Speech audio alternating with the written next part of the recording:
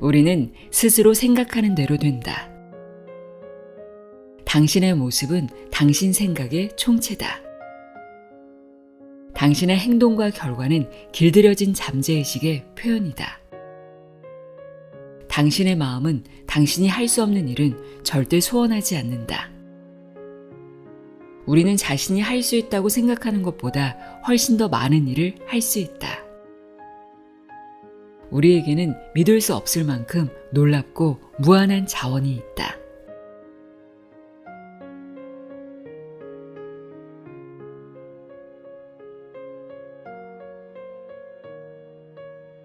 안녕하세요. 나의 소리책갈피 소리내어 있다입니다. 세상에서 가장 부유하고 행복하고 성공한 사람들에게 비결을 물으면 뭐라고 말해줄까요? 이 질문에 대한 답을 찾기 위해 무려 33년간 부와 성공을 분석한 사람이 있습니다. 바로 시크릿 신화의 주인공이자 전설적인 자기계발 그룹 끌어당김의 법칙의 대가인 밥 프록터입니다. 오늘은 밥 프록터가 세상을 떠나기 3년 전에 부와 성공의 개념을 정리해둔 책입니다. 밥 프록터 부의 시크릿입니다. 밥 프록터는 승자와 패자, 부자와 빈자를 가르는 것이 무지라고 말합니다. 알지 못하는 것이 가장 큰 문제라고 하는데요. 우리는 이미 성공이란 선물을 받은 존재이고 무한한 능력을 지닌 존재인데 대부분의 사람은 자신이 이런 존재라는 사실을 알지 못한 채 성공은 남의 이야기라고 생각한다는 점이 가장 문제라고 강조합니다. 저자는 이 책을 통해 성공은 타고난 본성이라는 첫 번째 대원칙을 시작으로 확신, 행동 등 12가지 대원칙을 설명하는데요. 풍요와 번영을 끌어당기는 법, 변화하고 성장하는 비법 등을 알 수 있습니다.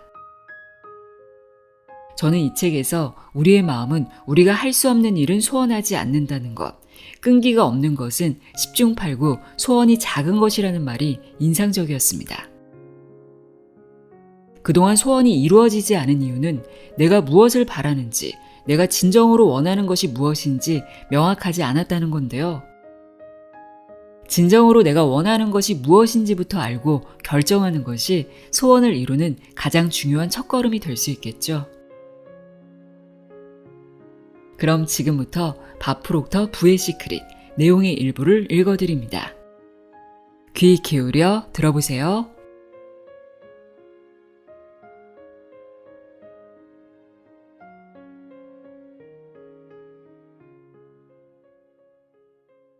성공은 당신의 본성이다. 당신의 온 정신을 이 책의 페이지에 당신이 읽고 있는 단어에 집중해보라. 그런 다음 고개를 돌려 눈에 들어오는 사물로 주의를 옮겨보라. 책에 쏟던 주의를 한순간에 다른 사물로 옮기는 게 정말 쉽지 않은가? 맞다. 전혀 노력이 들지 않는다. 이와 똑같은 노력의 양으로 당신은 실패에서 성공으로, 결핍과 한계의 감정에서 삶의 모든 영역에서 느끼는 풍요로움으로 이동할 수 있다. 성공은 당신이 선택하는 방향이다. 당신이 돈이 얼마나 있든, 몇 살이든, 어디에 있든, 누구든, 과거에 무슨 일을 했든, 현재 무슨 일을 하든 상관없다. 성공은 당신이 가기로 선택하는 삶의 방향이다. 그렇다. 성공은 당신의 선택이다. 꿈을 이루겠다고 결정하라. 그게 전부다. 잠시 상상력을 발휘해 이런 상황을 가정해보자. 어떤 사람이 파산 신청을 하고 이혼 소송을 밟는다. 목발을 짚고 다니며 오늘 밤 잘 곳도 먹을 것도 없다. 하지만 이 사람은 성공했다. 어쩌면 당신은 이런 상황에 놓인 사람은 당연히 성공과 거리가 멀다고 생각하는 낡은 사고방식에 길들여져 있을지 모른다. 문제는 대부분 바로 여기서 시작된다. 사람들은 자신이 보고 듣는 것에 따라 행동한다. 아주 당연하다. 우리는 태어나면서부터 그렇게 하도록 배웠다. 하지만 그렇게 길들여진 생각 때문에 당신은 매번 온전한 사고력을 발휘하지 못한다. 눈앞의 물리적인 결과에만 초점을 맞추면 똑같은 결과만 얻게 된다. 위에서 예로 든 가상의 인물은 온갖 부정적인 일을 겪고 있었다. 하지만 이 사람은 성공이 외부 요인과 전혀 관련 없으며 성공은 자신이 선택하는 삶의 방향이라는 대담한 진실, 이 명쾌하고 아름다운 진실을 한순간에 깨달을 수 있었다. 바로 그 순간 그는 자신이 무엇을 원하는지 결정을 내리고 과거에서 벗어나 꿈을 향한 길로 가겠다는 중대한 결정을 내렸다. 그렇다. 기적의 순간이었다. 그렇게 그는 성공했다. 성공은 결정함으로써 이루어진다. 동기부여가 얼 나이팅게일은 생전에 어느 성공한 사업가의 이야기를 자주 했다. 이 사업가는 언제 성공했느냐는 질문을 받자 이렇게 대답했다. 어느 공원 벤치에서 자고 있을 때 성공했습니다. 그때 나는 내가 어디로 가고 있는지 알았고 목적지에 도달하리라는 것도 알았기 때문이죠. 성공이 이렇게 간단하다면 어째서 성공하는 사람이 별로 없을까? 결정만 하면 성공할 수 있다는 진실을 대부분이 모르기 때문이다. 그리고 자신이 모른다는 것조차 모른다. 그러니 성공을 누리는 사람이 드물다. 당신 뒤뜰에 금괴가 수천 톤이나 묻혀 있는데 당신이 모른다면 그게 무슨 소용이 있을까? 누구나 겪을 수 있는 유일한 진짜 문제는 바로 이 무지, 알지 못함이다. 진정한 성공을 거두는 사람은 소수에 불과하고 나머지 다수의 사람은 성공하려고 평생 필사적으로 노력하며 살아간다. 이처럼 평범한 사람은 성공은 이루기 어렵다는 압도적인 증거에 속아 넘어가고 만다. 그래서 운이 좋거나 아주 똑똑한 사람만 성공한다고 성공은 남의 이야기라고 믿으며 살아간다. 절대다수의 사람이 하루하루 먹고 살기 위해 너무 분주하게 살아간다. 그래서 탁월한 성공을 거둔 사람을 깊이 조사하거나 연구할 시간이 전혀 없다. 하지만 이런 연구를 해본 사람이라면 한결같이 한 가지 충격적인 결론에 이른다. 성공은 단지 결정이라는 진실이다. 성공하고 싶은가? 그렇다면 당신이 원하는 바를 결정하고 그것을 향해 전진하기 시작하라. 지금 결정하라. 지금 있는 그 자리에서 결정하고 당신에게 있는 자원이 무엇이든 그것을 활용해 시작하라. 그게 다다. 따지지 마라. 성공이라는 단어를 연구하는데 나만큼 많은 시간을 투자한 사람은 거의 없다. 나는 33년 동안 날마다 성공을 분석했다. 그 기간에 많은 실패를 경험했고 짜릿한 성공도 무수히 거두었다. 전 세계 여러 대륙을 돌아다니며 이런 경험을 즐겼다. 성공과 실패는 예상치 못한 곳에서 일어났고 돈도 수백만 달러씩 관련되어 있었다. 그리고 성공과 실패 모두 개인적으로 배움을 안겨준 놀라운 경험이었다. 내가 성공을 이해한다는 주장을 뒷받침할 수 있는 성공의 정의가 있다. 이것이야말로 가장 정확하고 멋진 성공의 정의라고 나는 확고히 결론 내렸다. 성공은 가치 있는 이상의 점진적 실현이다. 여러 해 전 내 고용주의자 동료였던 얼 나이팅게일이 내게 해준 말이다. 이 정의를 나만큼 생각해보고 검토해본다면 당신 역시 얼마나 완벽한 정의인지 깨달을 것이다. 얼 나이팅게일은 이 정의를 찾아내기 위해 7년 반을 투자했다. 그리고 마침내 성공을 정의 내렸다. 그는 이 정의를 한 글자도 바꾸지 않고 40년 후 이 세상을 떠났다. 성공은 가치 있는 이상의 점진적 실현이다. 간단하게 들리지 않는가? 확실히 간단해 보인다. 하지만 인생의 많은 것들이 그렇듯 이 정의도 그리 간단하거나 쉽지 않다. 그래서 생각이 필요하다. 이 정의의 단어들을 하나씩 분석해봐야 성공이 무엇인지 온전히 이해할 수 있다. 점진적이라는 단어를 살펴보자. 이 말은 하루 이틀 온 열정을 쏟아부으며 열심히 하다가 누군가 나타나 태엽을 다시 감아줄 때까지 일주일간 게으름을 부린다는 의미가 아니다. 내 사전 속 이 단어의 정의 한 가지는 중대성과 강도가 갈수록 커짐이다. 얼 나이팅게일이 말한 표현은 이 의미였을 것이다. 시련은 가치 있는 이상의 구체화가 더욱 분명해진다는 의미로 자신이 성공을 선물 받는 존재라는 인식이 갈수록 더 높아짐을 가리킨다. 그 다음으로 생각해볼 가치 있는 이상은 더 흥미진진하다. 먼저 이상을 생각해보자. 빅토리아 여왕시대의 위대한 작가 제임스 앨런은 이상을 가리켜 우리를 매혹하는 아이디어라고 했다. 우리의 지적 자아와 감정적 자아, 신체적 자아를 사로잡는 아이디어라는 뜻이다. 나는 그의 정의가 마음에 든다. 가치 있는 이란 말은 대부분의 사람들에게 걸림돌로 작용한다. 이 부분을 오해하면 사람들은 높은 곳으로 도약하지 못한 채 산기슭에 머물고 목적 없이 방황하며 자신이 목표로 한 정상에 결코 오르지 못하고 자주 좌절하며 쉽게 분노하고 자신과 자신의 성과에 비참한 실망감을 수시로 느낀다. 마치 어린 소년이 아빠에게 이렇게 말하는 것과 같다. 좋아 아빠, 우리 큰 집이랑 차 2대짜리 차고 자동차들, 보트, 호수 옆 공간까지 생겼어. 다음엔 뭐야? 사람들은 대부분 자신이 갖기를 원하는 좋은 것을 가치 있다고 여기는 쪽으로 자아상을 강화하려고 애쓴다. 그런데 이 점을 고려해보자. 당신은 지구상에서 가장 탁월한 창조물이다.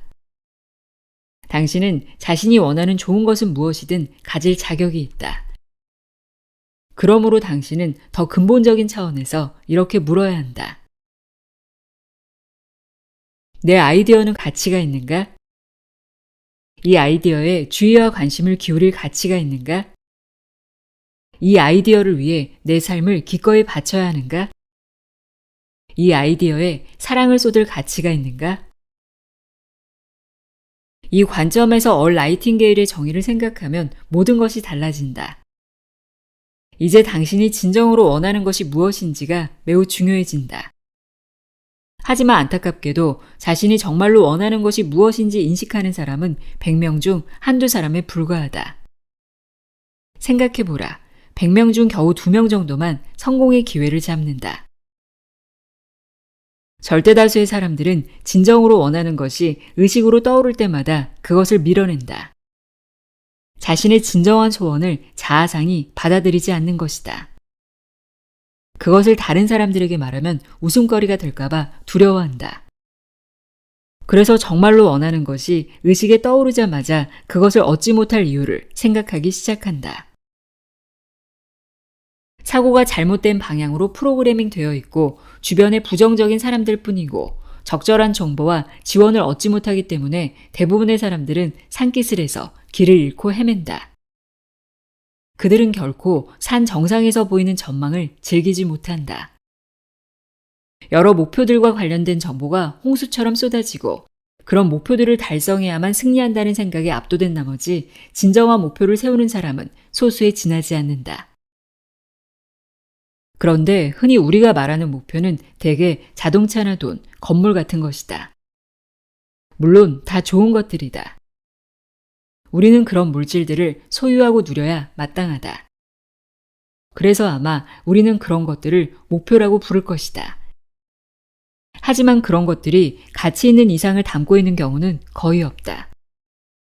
자동차나 돈 등은 가치 있는 이상을 대신하는 것에 불과하다. 우리가 크게 힘들이지 않고 여러 대의 자동차를 소유할 수 있는 존재임을 알면 차를 사야겠다는 아이디어에 사로잡힐까? 나는 집을 500채나 산 사람을 알고 있다. 그러나 그 집들이 가치 있는 이상이 되기는 어려울 것이다. 그것들은 그냥 사물들의 집합체일 따름이다. 오해하지 마라. 나도 멋진 자동차와 근사한 집을 좋아한다. 하지만 그것들과 내 인생을 바꿀 생각은 추워도 없다. 신은 당신을 창조하면서 당신을 위한 원대한 구상을 세워두었다. 그래서 당신에게는 엄청난 잠재력이 주어졌다. 오늘날 아무리 탁월한 과학자라 해도 당신의 능력이 어디까지인지 짐작조차 못한다. 신이 당신을 위해 원대한 구상을 세워두었다면 당신도 당신을 위해 원대한 구상을 세우는 것이 합당하지 않은가? 당신이 진정으로 원하는 것은 무엇인가? 위대한 그림이 계속해서 마음속에 불쑥불쑥 떠오르지 않는가? 누구나 무슨 일에서든 탁월해지기를 원한다. 이것이 우리의 본성이다. 이 진리를 알아야 한다. 당신이 어떤 일을 할 수 없다면 그 일을 해내는 자신의 모습을 머릿속에 떠올릴 수조차 없을 것이다. 스텔라맨은 이렇게 말했다. 당신이 머릿속으로 그것을 잡을 수 있다면 실제 손으로도 잡을 수 있다. 당신은 무엇을 원하는가? 그것이 환상이 지나지 않는다고 생각하며 포기하겠는가? 하지만 기차, 비행기, 자동차, 팩스가 그렇게 시작되었다. 환상의 나래를 펼쳐라. 더없이 행복한 이미지들을 떠올려라.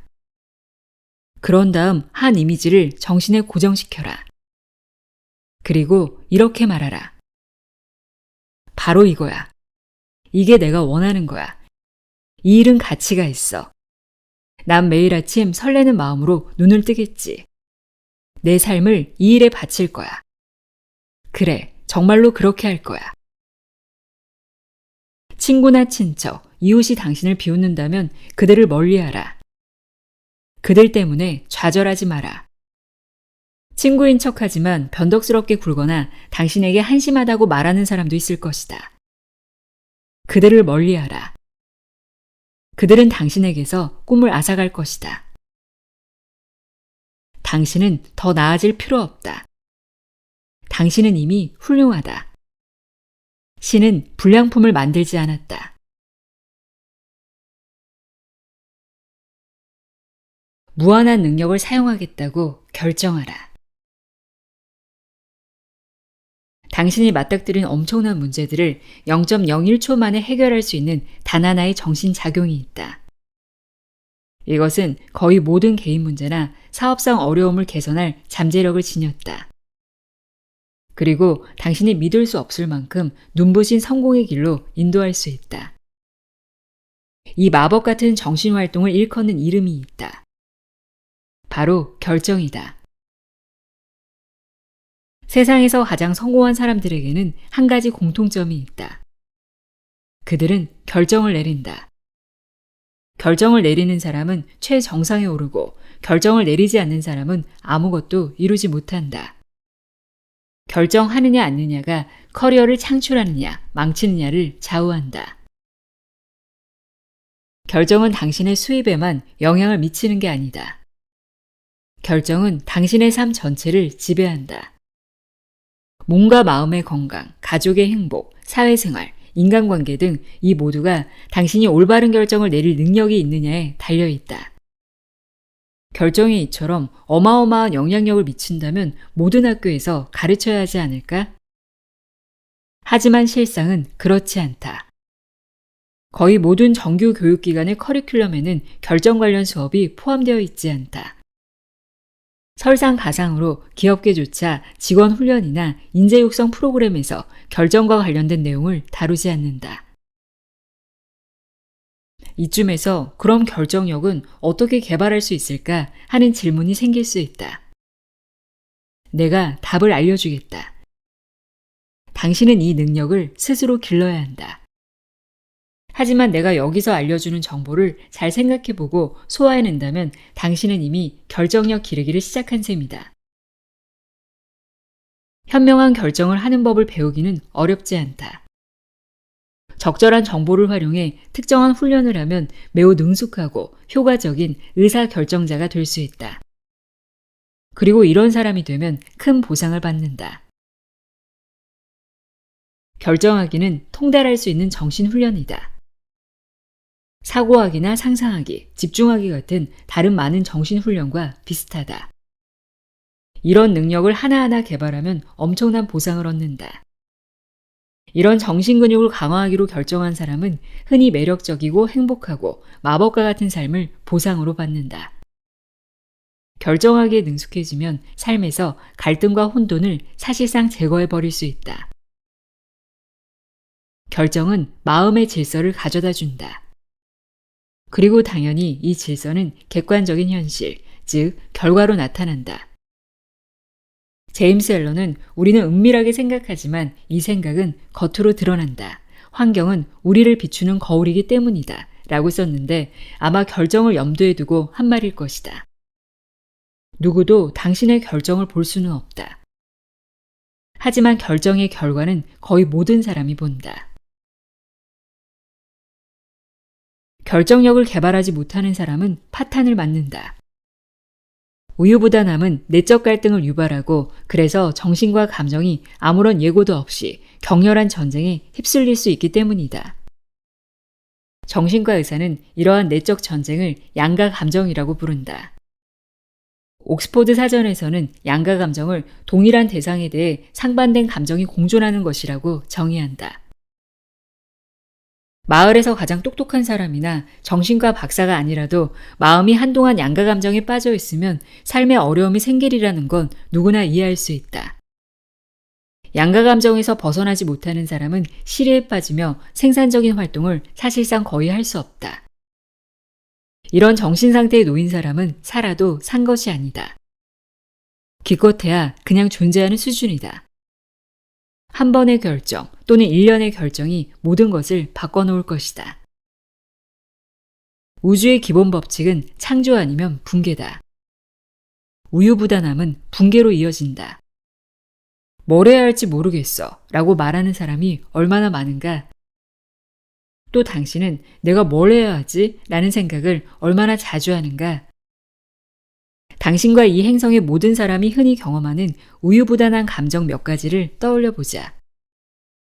사랑이냐 이별이냐, 그만둘까 계속할까, 할까 말까, 파산이냐 아니냐, 일하러 갈까 TV를 볼까, 살까 말까, 말할까 하지 말까, 알릴까 말까. 누구나 가끔은 이런 양가 감정을 느낀다. 하지만 이런 감정이 자주 생긴다면 당장 멈추겠다고 결정하라. 양가 감정의 원인은 우유부단이다. 하지만 겉으로 드러난 것만 봐서는 진실을 알 수 없음을 명심해야 한다. 우유부단함이 양가 감정을 유발하기는 하지만 두 번째 요인이다. 양가 감정을 유발하는 진짜 요인은 따로 있다. 낮은 자존감 또는 자신감 결여가 진짜 범인이다. 나는 결정을 내리는 일에 능숙한 사람들을 25년 넘게 연구해왔다. 그들에게는 한 가지 공통점이 있다. 그들은 매우 강력한 자아상과 높은 수준의 자존감을 지니고 있다. 그들은 무수히 다양한 측면에서 각자 자신만의 개성을 드러낸다. 하지만 그들 모두가 공통적으로 가진 한 가지는 확신이다. 그래서 결정에 능숙한 사람들은 실수를 두려워하지 않는다. 잘못된 결정을 내리거나 결정한 일에 실패하더라도 그들은 훌훌 털어내는 능력이 있다. 그들은 경험을 통해 배운다. 하지만 실패에 무릎 꿇는 법은 없다. 결정을 잘 내리는 사람들은 운 좋게도 결정력을 길러주는 양육 환경에서 자랐거나 아니면 나중에 스스로 이 능력을 키웠다. 성공한 삶을 살기를 희망하는 사람이라면 꼭 이해해야 하는 것을 그들은 잘 알고 있다. 바로 결정은 피할 수 있는 게 아니라는 점이다. 당신이 성공하고 번영하는 삶을 바란다면 결정에 능숙해져야 한다.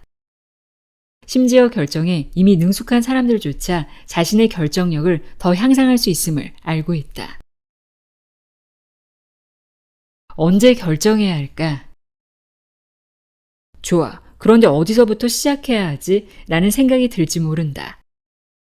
지금 바로 그 자리에서 지금 가진 자원을 활용해 결정력을 높이기 시작하라. 결정하라. 당신이 무엇을 가지고 있든 지금 그 자리에서 시작하라. 이것이 결정의 기본 원칙이다.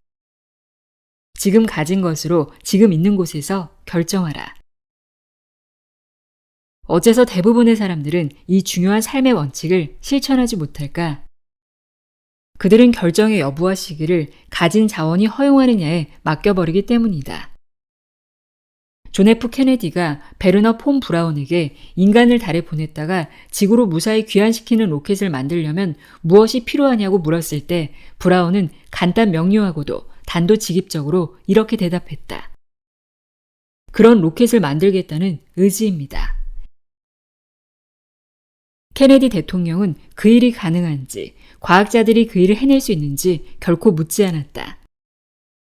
당연히 물어볼 수 있는 질문이 수천 가지는 되었지만 어느 것도 묻지 않았다. 케네디 대통령은 결정했다. 그는 이렇게 말했다. 우리는 1960년대 말까지 인류를 달에 보냈다가 지구로 무사히 귀환시킬 것입니다. 그 일이 인류 역사 수십만 년을 통틀어 한 번도 없었던 일이라는 것은 고려의 대상이 아니었다. 그는 자신이 당장 활용할 수 있는 것을 토대로 그 자리에서 결정했다. 그의 마음속 목표는 그가 결정을 내리는 순간 달성되었다. 이 목표가 전 세계 사람이 볼 수 있는 형태로 나타나는 건 단지 시간 문제였다. 시간이 걸리는 건 우주의 자연 법칙의 지배를 받으니 어쩔 수 없는 노릇이었다. 당신의 생각을 통제하라. 생각은 매우 중요하다. 결정을 내리는 사람은 위대한 생각을 하는 사람이다. 당신의 생각과 생각이 당신의 삶에 미치는 영향을 곰곰이 생각해 본 적 있는가? 이 질문이야말로 우리가 가장 진지하게 고려해야 할 문제 중 하나다. 하지만 안타깝게도 그렇게 하는 사람이 별로 없다. 아주 소수의 특별한 사람만이 자기 생각을 통제하거나 지배하려고 노력한다.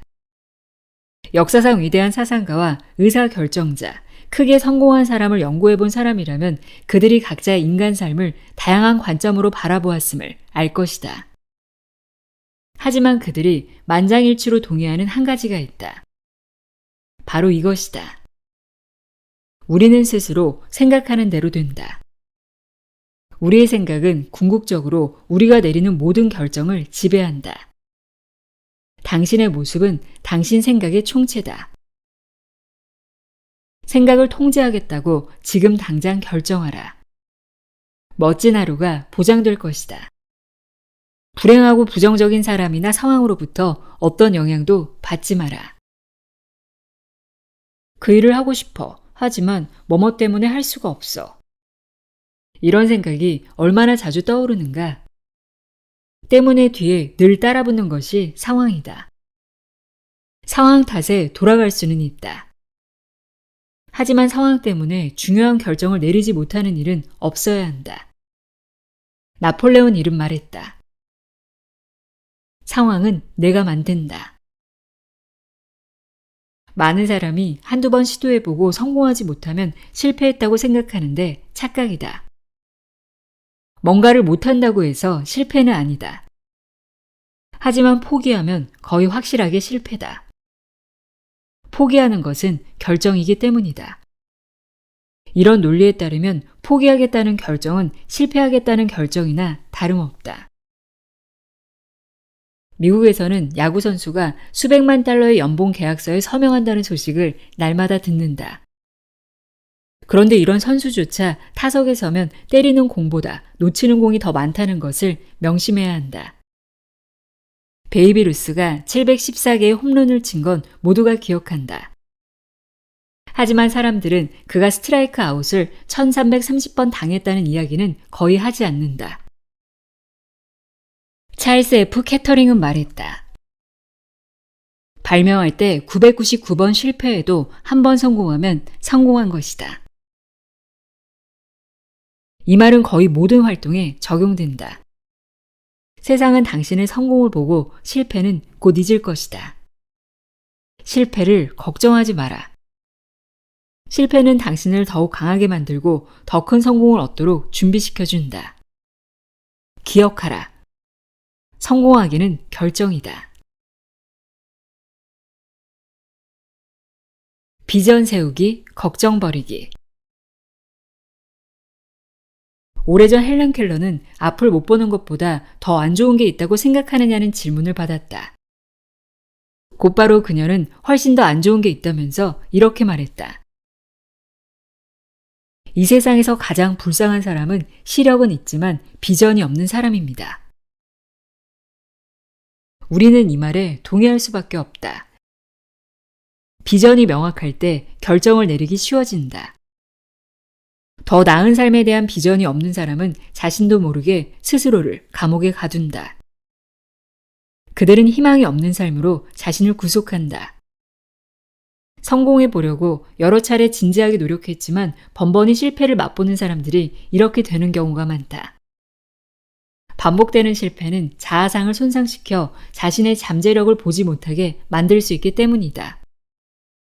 그래서 이런 사람들은 성공을 아예 포기해버리고 실패를 운명으로 받아들이기로 결정한다. 따라서 설령 실패하더라도 번영하는 자신의 미래를 예측해야 한다. 이것이 성공의 첫걸음이다. 어떤 삶을 살고 싶은지 머릿속으로 정확하게 그림을 그려라. 이 비전을 고수하겠다고 확고하게 결정하라. 그러면 모든 면에서 더 잘해낼 수 있는 긍정적인 방법들이 머릿속에 떠오르기 시작할 것이다. 어떤 삶을 살고 싶은지, 사업에서 어떤 성공을 원하는지에 대해 멋진 미래를 떠올려 보지만 그 일이 어떻게 이루어질지 모르기 때문에 비전을 포기하고 마는 사람들이 많다. 설사 어떻게 이루어질지 안다 해도 비전이 아니라 계획을 세운다. 계획은 영감을 불어넣어 주지 않는다. 하지만 비전은 틀림없이 영감을 불어넣어 준다. 비전이 생기면 이루겠다고 결정 내려서 정신에 고정시켜라. 그 일을 어떻게 할지, 필요한 자원을 어디서 얻을지는 걱정하지 마라. 열정을 불사르며 결정하라. 이것이 중요하다. 비전이 어떻게 이루어질지에 대한 걱정은 버려라. 당신보다 훨씬 강력한 어떤 힘이 있다. 이 힘은 완벽하다. 이 완벽한 힘이 책임지고 일을 성공시킬 것이다. 걱정만 늘어놓으면 상황은 더 나빠지기 마련이다. 걱정은 아무 문제도 해결하지 못한다. 걱정은 아무것도 막지 못한다. 걱정은 어떤 치유도 하지 못한다. 걱정이 하는 일이라고는 단 하나다. 걱정은 상황만 악화시킨다. 제임스 커크는 말했다. 걱정하면 믿음을 잃는다. 하지만 믿으면 걱정이 사라진다. 걱정은 슬픔을 없애지 못하고 오히려 오늘의 기쁨을 앗아간다. 걱정이 온 국민의 취미가 된 것 같다. 하지만 애석하게도 걱정은 시간 낭비일 뿐이다. 커크의 말을 기억하라. 걱정은 오늘의 기쁨을 앗아간다. 걱정하지 마라. 행복하라. 믿음을 가져라.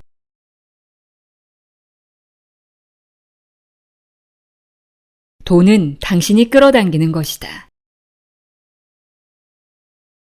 안타깝게도 97%의 사람이 돈 버는 방법을 배워보지도 못한 채 살다가 죽는다. 그들의 무지는 다음 세대까지 이어진다.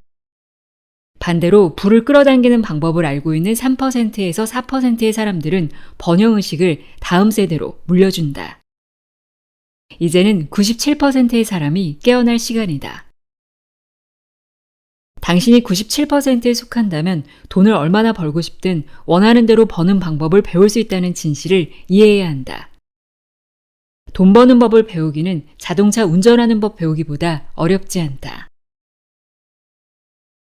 나는 나폴레온 이래 생각하라 그리고 부자가 되어라가 부의 축적을 다루는 가장 완벽한 책 중 하나라고 생각한다. 나는 30년이 넘도록 이 책을 가지고 다니며 거의 날마다 조금씩 읽는다. 책 서문에서 알려주는 대로 이 책은 엄청난 부를 쌓은 500명이 넘는 사람들의 경험을 전한다. 이 책에 등장하는 성공한 사람들은 아무것도 없이 빈손으로 시작했다. 그들에게 있는 거라곤 생각과 아이디어, 잘 짜인 구상뿐이었다. 그들은 그것만 가지고 시작해 부를 일구었다. 이 책은 그들의 경험을 통해 돈 벌기에 관한 완벽한 철학을 알려준다. 생각하라, 그리고 부자가 되어라는 15개 장으로 구성되어 있다. 그런데 돈이라는 제목에 장은 없다. 돈이라는 단어가 들어간 제목도 없다. 돈을 다루는 또 다른 훌륭한 책이 있다. 도널드 월터스의 돈을 끌어오는 사람, 돈을 밀어내는 사람이다. 이 책은 14개 장으로 구성되어 있는데 마찬가지로 돈이라는 장 제목은 없다. 9장 제목에 돈이라는 단어가 들어가 있지만 이런 식으로 되어 있다. 돈 벌기가 어떻게 영적 성장을 촉진할 수 있을까? 돈 벌기에 관한 또 하나의 훌륭한 책인 로버트 러셀의 이제 나는 부자다는 8개 장으로 이루어져 있다. 이 책의 장 제목에도 돈이라는 단어는 보이지 않는다. 이런 책들의 목적이 독자가 부를 쌓도록 돕는 것인데 어째서 돈을 내세우지 않을까?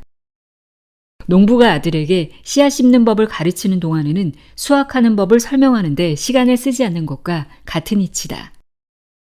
씨 뿌리는 계절이 있고 수확하는 계절이 있다. 이 둘을 동시에 할 수는 없다. 가만히 내 말에 주의를 기울여보라. 당신이 접어서 지갑이나 주머니에 넣은 종이는 돈이 아니다. 잉크로 숫자를 인쇄해 넣은 종이일 뿐이다. 그 종이는 돈을 표현하지만 돈은 아니다. 돈은 아이디어다. 돈을 번다는 것은 지폐 뭉치와는 아무 관련이 없다. 돈 벌기는 어떤 의식을 추구하느냐와 관련이 있다. 그렇게 독자들이 수백만 달러를 버는 데 도움이 되었다는 위대한 책들에 돈에 관한 내용이 없는 것이다. 돈은 당신이 누리는 풍요로움의 일부여야 한다. 돈을 원한다면 삶의 모든 영역에서 풍요로움을 추구하라. 심고 거두는 법칙을 연구하고 이해하고 적용하라. 그러면 삶의 모든 영역에서 풍성한 수확을 거둘 것이다. 신체 건강을 지배하는 법칙이 있다. 이 법칙을 위반하면 건강을 잃는다. 흡연과 음주, 과식을 일삼으면 건강을 유지할 수 없음을 당신은 잘 알고 있다. 이런 종류의 행동이 건강을 가져다 주지 않는다는 건 누구나 알고 있다. 돈이라는 개념을 아주 편안하게 느껴야 한다. 이상하게 들릴 수 있지만 대부분의 사람들이 돈을 편안하게 생각하지 않기 때문에 돈이 없다. 돈과 관련한 사람들의 대화를 주의 깊게 들어보라. 대부분은 자신이 돈을 원하는 것에 대해 변명하거나 정당화하느라 바쁘다. 돈 버는 이야기가 진지해지면 평범한 사람은 얼굴색이 변하고 행동이 달라진다. 부유한 사람들은 그렇지 않다. 그들은 돈이 교환 수단임을 안다. 그래서 돈을 그렇게 취급한다. 그들은 돈을 함부로 대하지는 않지만 매우 편안하게 느낀다. 그리고 아주 쉽게 돈 이야기를 한다. 그들은 돈을 적절한 위치에 둔다. 그들은 돈의 주인이며 돈은 그들의 종이다. 빈곤의식 대 번영의식. 부유한 사람도 살면서 종종 금전적 문제를 겪는다. 하지만 그들에게는 문제의 원인에 초점을 맞추는 지혜가 있다. 그들은 정신을 올바르게 잡고 앞으로 나아간다. 당신은 부유한 사람이 돈 문제 때문에 힘들다는 소리를 하는 걸 들어본 적이 없을 것이다. 그들은 왜 그런 이야기를 하지 않을까? 그들에겐 금전적 문제가 없기 때문에 그런 말을 하지 않는다고 누구나 쉽게 생각할 수 있다. 하지만 인생에서 벌어지는 일은 다 비슷하다. 진실은 겉만 보고는 알 수 없다. 사실 부유한 사람은 가난한 사람보다 더 많은 금전적 문제를 겪는다. 돈이 있으니 돈 문제가 생긴다. 가난한 사람에게 어떻게 돈 문제가 생길 수 있겠는가? 돈 자체가 없는데. 돈은 가난한 사람의 문제가 아니다. 그들의 문제는 돈의 부족이다. 문제를 해결하려면 문제의 원인을 공격해야 한다. 가난의 원인은 빈곤의식이다. 빈곤의식은 결핍과 한계를 보고 듣고 냄새 맡고 생각하고 느끼게 만든다. 빈곤의식을 지닌 사람들의 대화를 들어보라. 그들이 말하는 내용은 온통 결핍과 한계, 시련뿐이다. 그런 것들이 그들의 정신에 가득하기 때문이다. 그리고 결핍과 한계가 그들 정신에 가득한 건 그들이 빈곤의식을 지녔기 때문이다.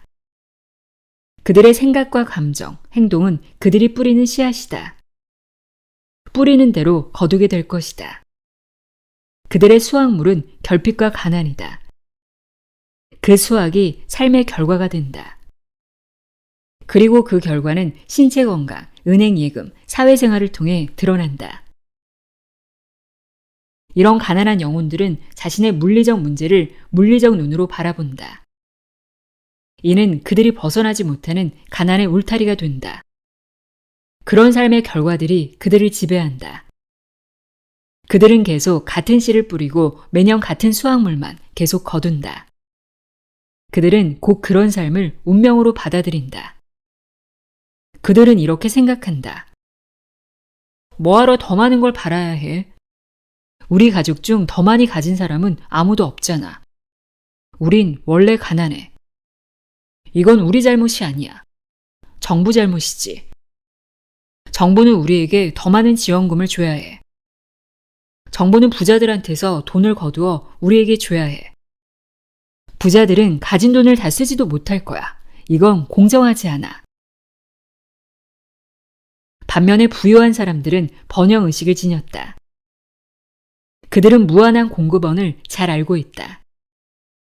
그들은 수확에 문제가 생기거나 자신의 모든 필요를 충족시킬 정도로 충분하게 수확하지 못하면 문제의 원인이 자신임을 정확히 인식한다.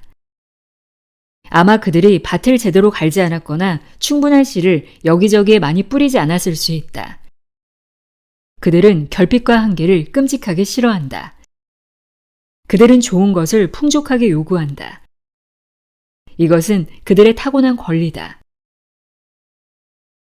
그들에게 어떤 것이 부족하면 그들은 그 상황에 대해 전적으로 책임을 진다. 그들 사전에 남 탓은 없다. 그들은 뭔가 부족하다는 말은 하지 않는다. 그들의 번영의식이 허락하지 않기 때문이다. 결핍을 말하면 결핍이라는 씨앗을 더 많이 뿌리는 것임을 그들은 안다. 그들은 즉시 번영의식을 지닌 다른 사람들과 함께 브레인스토밍을 시작한다. 미래에 수확하고 싶은 다른 작물들을 찾아보고 어디에서 파종을 시작해야 하는지 의견을 나눈다. 몇 년 전 사망한 영화감독 마이크 토드는 이렇게 말했다. 빈털터리가 되는 건 일시적인 상황이다. 하지만 가난하게 사는 건 마음가짐의 문제다. 맞는 말이다. 일부 부유한 사람들은 이딴 실수와 판단착오로 가진 돈을 모두 잃는다. 하지만 그렇다고 해서 가난해지진 않는다. 그들은 짧은 시간 안에 잃은 것을 모두 만회한다. 번영의식 때문이다. 가난한 사람이 복권에 당첨된 사례를 찾아 조사해보라. 그들은 당첨금을 금방 모조리 써버리고 한 푼도 남겨두지 않는다.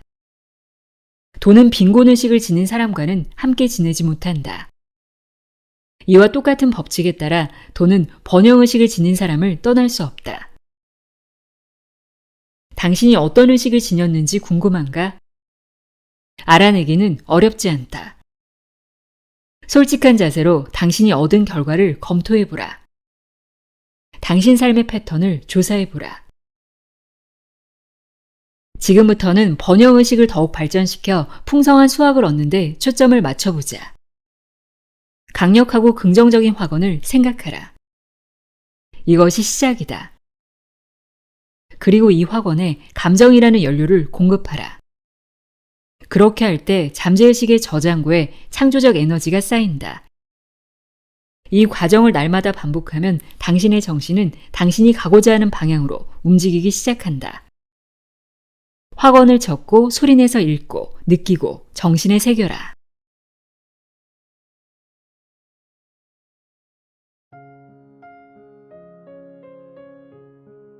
밥 프록터 부의 시크릿 읽어드렸습니다. 바프록터의 책은 언제나 가슴 뛰게 만들고 나도 할 수 있다는 자신감을 불어넣어주는 그런 힘이 있는데요. 여러분은 어떠셨나요? 바프록터의 말처럼 우리 안에는 무한한 자원이 있다는 사실을 잊지 않으셨으면 합니다. 오늘도 함께 해주셔서 고맙습니다.